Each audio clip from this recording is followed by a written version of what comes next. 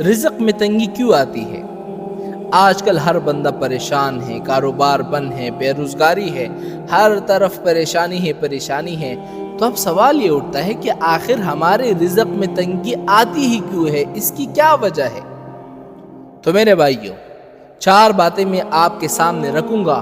اگر ان 4 باتوں پر آپ کا مکمل ایمان ہوگا، یقین ہوگا، تو انشاءاللہ آپ کے رزق میں کبھی بھی تنگی نہیں آئے گی۔ لیکن اگر ان 4 باتوں پر آپ کا ایمان نہیں ہوگا، یا 4 میں سے کسی ایک بات پر آپ کا ایمان نہیں ہوگا، تو شاید اسی وجہ سے آپ کی رزق میں تنگی آ رہی ہوگی۔ سب سے پہلی بات یہ ہے کہ اللہ تعالیٰ نے جب انسان کو پیدا کیا، اللہ تعالیٰ جب کسی بندے کو پیدا کرتا ہے تو 50,000 سال پہلے اللہ تعالیٰ اس بندے کا رزق لکھ دیتے ہیں۔ یعنی بندہ ابھی پیدا بھی نہیں ہوا، 50,000 سال پہلے اس بندے کا رزق لکھ دیا جاتا ہے۔ تو اگر آپ کا خدا پر ایمان ہے، یقین ہے، تو پھر پریشانی کی کیا بات؟ پہلی بات ہو گئی۔ دوسری بات یہ ہے کہ اللہ تعالیٰ قرآن مجید فرماتے ہیں وَفِي السَّمَاءِ رِزْقُكُمْ، تم لوگوں کا رزق تو آسمانوں میں ہے، زمین میں تو ہے نہیں۔ کیا معنی؟ یعنی فیصلہ تو صرف اللہ تعالیٰ نے کرنا ہے نا۔ 2 چیزیں ہو گئی۔ تیسری چیز یہ ہے کہ اللہ تعالیٰ نے ہر جاندار، ہر مخلوق، زمین میں، آسمان میں، فضاؤں میں، ہواؤں میں، بادل میں، بحر میں، نہر میں، ان سب کا رزق اپنے ذمے لگا دیا ہے۔ سبحان اللہ۔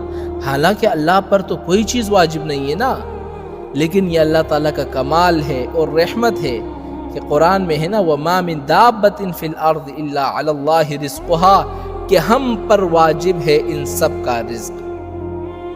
3 چیزیں ہو گئی۔ چوتھی چیز یہ ہے کہ ابھی بچہ ماں کے پیٹ میں ہوتا ہے، یعنی رحم میں ہوتا ہے، تو اللہ تعالیٰ فرشتوں کو حکم دیتے ہیں، اور حکم کیا دیتے ہیں کہ اے فرشتوں لکھو، اس بندے کا رزق لکھو کہ اس کو کتنا رزق ملے گا۔ دوسرا یہ بھی لکھو کہ اس کی عمر کتنی ہوگی۔ تیسرا یہ لکھو کہ اس کی موت کب ہوگی اور کہاں ہوگی۔ اور چوتھا یہ لکھو کہ یہ نیک بخت ہوگا یا بدبخت ہوگا۔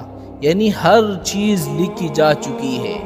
یعنی ابھی بندہ ماں کے پیٹ میں ہوتا ہے، باہر بھی نہیں نکلا، تو اللہ تعالیٰ نے ہر چیز پہلے لکھ دی ہے۔ اور یہ بھی فرما دیا نحن قدرنا بینہم معیشتہم، کہ دنیا کی زندگی میں جو رزق ہے نا، ہم نے اس کو تقسیم کر دیا ہے۔ ورفعنا بعضہم فوق بعض، کسی کو ہم نے زیادہ کر دیا، کسی کو ہم نے اونچا کیا، کسی کو ہم نے نیچے کیا۔ اللہ یبسط الرزق لمن یشاء ویقدر، اللہ چاہے بڑھا دے چاہے کم کر دے۔ میرے بھائیو، یہ رزق ہماری قابلیت پر نہیں ہے، ورنہ آپ دیکھیں نا کتنے بڑے بڑے علامہ، کتنے بڑے بڑے علوم کے پہاڑ، وہ کھانے کی بھی محتاج تھے، دولت کی بھی محتاج تھے، کوئی گھر نہیں، کوئی ٹھکانہ نہیں۔ تو اگر ہمیں اللہ کی ذات پر ایمان ہے اور اللہ کے فیصلوں پر اگر ہمیں یقین ہے، تو پھر پریشان ہونے کی کوئی بات نہیں ہے۔ اس لیے ایک روایت میں آتا ہے نا کہ انسان کو جیسے اس کی موت ڈھونڈتی ہے نا، رزق بھی ڈھونڈتا ہے۔ یعنی موت اس کو ڈھونڈتی ہے کہ اس کو کہاں پر مرنا ہے، وہیں اس کو موت آتی ہے، تو رزق بھی اس کو ڈھونڈتا ہے۔ اس بندے کو اس وقت تک موت نہیں آئے گی جب تک اس کو اس کا پورا رزق نہیں ملے گا۔ اب آخری بات یاد رکھنا، یہ بڑی اہم بات ہے کہ ایسی پریشانی اور رزق میں تنگی آخر آتی کیوں ہے، اس کی کیا وجہ ہے؟ آپ اچھا خاصا کھا رہے پی رہے ہیں، بڑے کام چل رہے ہیں، کاروبار میں فائدہ ہی فائدہ ہے، ہر طرف سے نفع ہی آ رہا ہے۔ قرآن میں اللہ تعالیٰ نے ایک مثال ذکر کی ہے، پہلے میں آپ کو وہ بتا دیتا ہوں۔ ضرب اللہ مثلا كانت قرية آمنة مطمئنة، کہ ایک بستی والے تھے، بڑے سکون سے، امن سے، اطمینان سے رہتے تھے، اور ان کو ہر طرف سے رزق آتا تھا۔ کیا معنی؟ یعنی آسمان سے بارش برستی تھی، زمین سے پھل نکلتے تھے، کاروبار میں نفع ہی نفع ہو رہا تھا، ہر طرف سے ان کے لیے رزق کا انتظام اللہ تعالیٰ نے کر دیا۔ لیکن آگے کیا کیا؟ کفرت بانعم اللہ، انہوں نے اللہ تعالیٰ کی نعمتوں کی ناشکری کی، نافرمانی کی۔ اللہ نے رزق دیا تھا کہ بندے میری اطاعت کرے، دولت آنے کے بعد زنا میں، شراب میں، جوا میں، شباب میں، کباب میں، ان سب چیزوں میں زندگی گزاری۔ कफरत बिअनउमिल्लाह, अल्लाह ने इन पर अपना अजाब मुसल्लत कर दिया। अजाब क्या मुसल्लत कर दिया? एक तो उनका रिज़्क बंद कर दिया, बारिशें बंद हो गई, फसल ख़त्म हो गए। और दूसरी बात यह है कि हर वक्त डरता रहता है। हाँ, हर वक्त कल क्या होगा, क्या होगा, क्या होगा।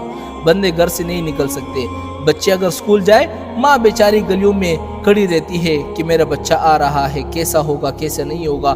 दुआएं मांग रही होती कि खुदारा या अल्लाह मेरे बच्चों को सही सलामत मेरे घर आ जाए। यानी ये दो अज़ाब अल्लाह ताला उस बंदे पर मुसल्लत कर देते हैं। तो आप मुझे यकीन से कहें, ईमान से कहें कि ये दो अज़ाब आज हम पर आए हुए कि नहीं? रिज़्क बंद है, हाँ, और हर वक्त डरते रहते हैं। उसकी क्या वजह है?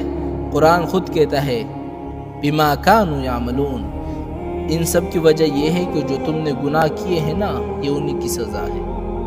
और ये भी हुजूर का फरमान है कि कोई अज़ाब, कोई मुसीबत, कोई परेशानी उस वक़्त तक नहीं आती मगर जो तुम लोगों ने गुनाह किए होते हैं। तो अब ये रिज़्क में तंगी, ये सारा परेशानी आपके कैसे ख़त्म होंगे? हुजूर ने क्या फरमाया? इल्ला बितौबतिन, जब तक बंदा तौबा ना करे।